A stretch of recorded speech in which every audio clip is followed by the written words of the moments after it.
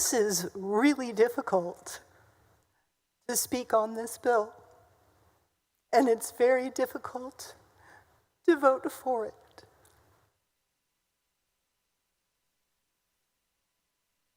I am voting for this bill because I sincerely believe, along with all of my Democratic colleagues, and I believe probably all of my Republican colleagues as well, that it is going to save women's lives who find themselves in a medical emergency. But this bill isn't just about abortion. This bill is an acknowledgement of how desperately fragile our personal rights and liberties are. Under the current order, Texans are no longer allowed to make the most fundamental of personal choices without governmental interference, even prosecution. Religious belief, academic inquiry, political expression, even decisions over your own body are now the realm of political control. With or without this bill,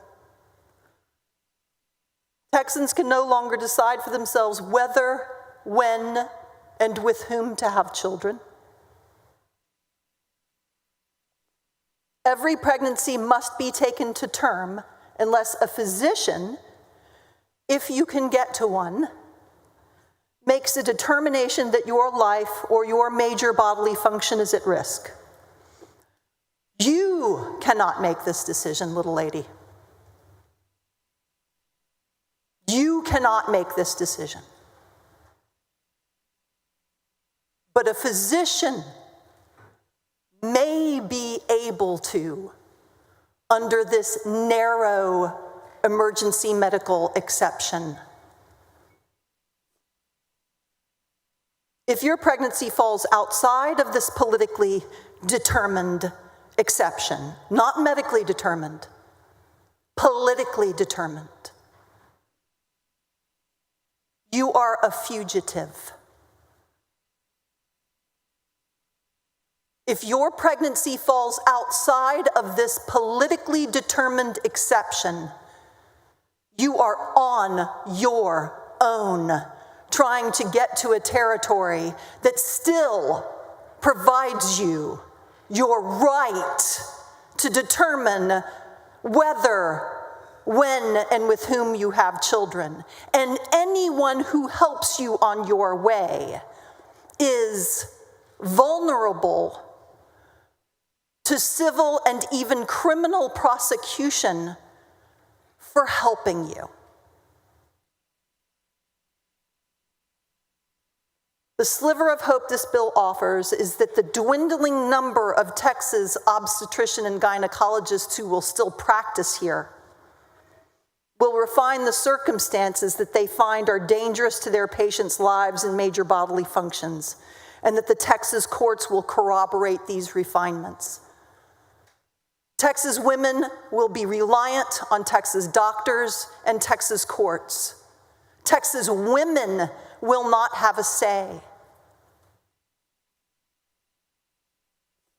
This bill drives these cases of medical emergency into the realm of healthcare liability covered by physician insurance, and that is good. I want to believe this bill will make things better because it's hard to believe that things could be much worse. I believe that placing more insurable discretion in the hands of doctors responding to medical emergencies will save pregnant patients' lives, so I'm voting for this bill, even though it doesn't recognize fetal fatal anomalies, rape, incest, teen pregnancy, the mental health of the patient, but neither does the current law. Even though it doesn't include the full scope of never viable ectopic pregnancies, but it's better verbiage than the current law.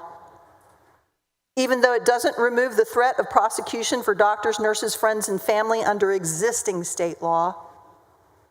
And my deepest thanks go to our powerful doctors and hospitals lobby for exerting the pressure necessary to get this clarity on medical exceptions. And my deepest thanks to the women who came forward to relive and retell the horrifying medical emergencies that they have faced.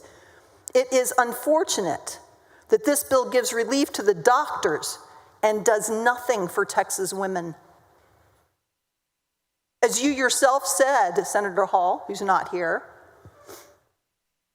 doctors could always perform abortions under a medical emergency as defined under Senate Bill 8.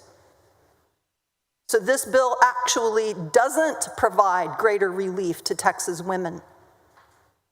It just provides greater clarity and relief from liability for the physicians to act in the politically defined medical emergency.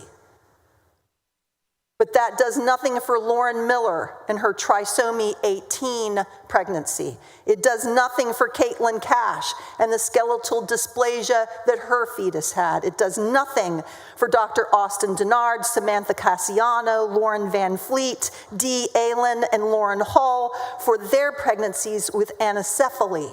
It does nothing for Jessica Bernardo, whose fetus had fetal anasarca. It does nothing for Amy Coronado or Taylor Edwards, whose fetus had I'm going to totally mispronounce this, encephalocele.